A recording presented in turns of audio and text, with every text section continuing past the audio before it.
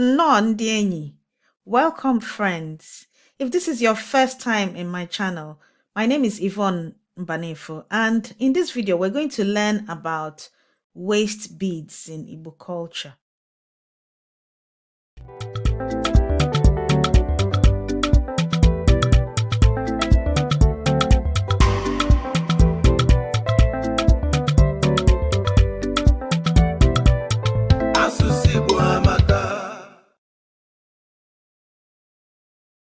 So today we're going to learn about waist beads, and in Igbo land, waist beads are called Mgbaji, but are more recently popularly known as Jigida. The indigenous name, however, is Mgbaji.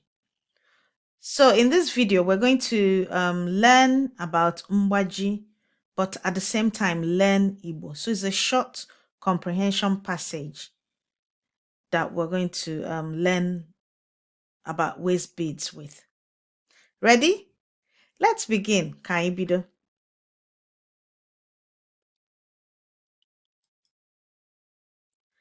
Mgbaji bụ ihe ndị nwanyị ji achọ mma n'ala Igbo. Mgbaji bụ ihe ndị nwanyị ji achọ mma n'ala Igbo.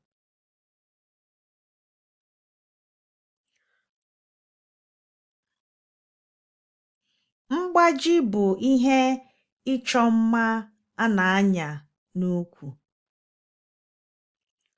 Mgbaji bụ ihe ịchọ mma a na-anya n'ukwu.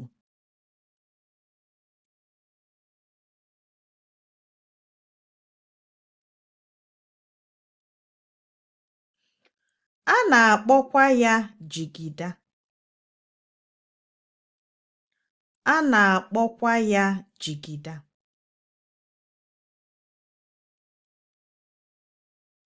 Mana Jigida bụ aha ndị Hausa na-akpọ ya. Mana Jigida bụ aha ndị Hausa na-akpọ ya.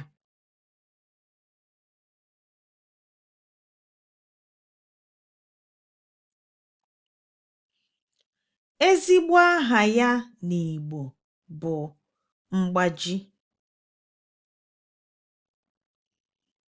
Ezigbo aha ya n'Igbo bụ Mgbaji.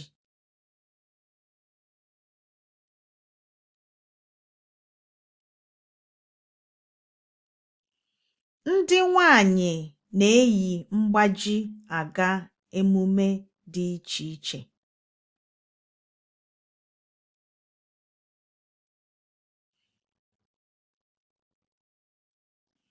Ndị nwanyị na-eyi mgbaji aga emume dị iche iche.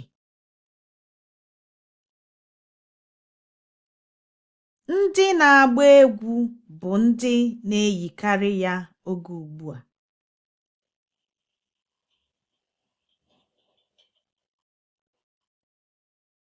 Ndị na-agba egwu bụ ndị na-eyikarị ya oge ugbu a.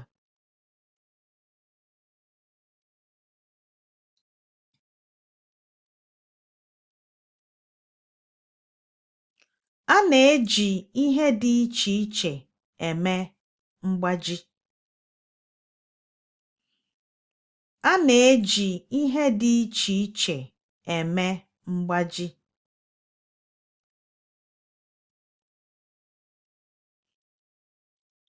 Ụfọdụ ndị na-eji ayọrọ eme mgbaji.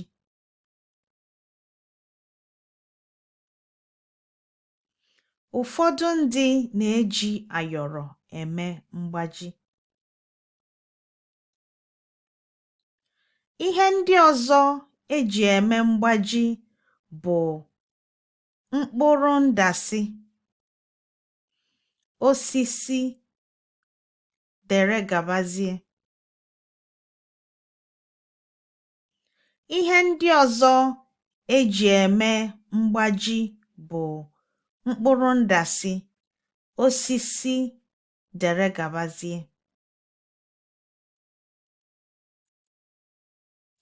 Ụfọdụ ndị sị na Mgbaji na-eme ka ukwu nwanyị pee mpe.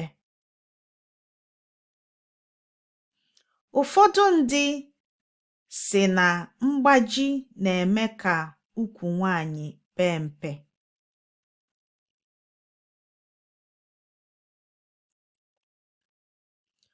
Mana ọ bụghị mmadụ niile kwetara na nke a. Mana ọ bụghị mmadụ niile kwetara na nke a.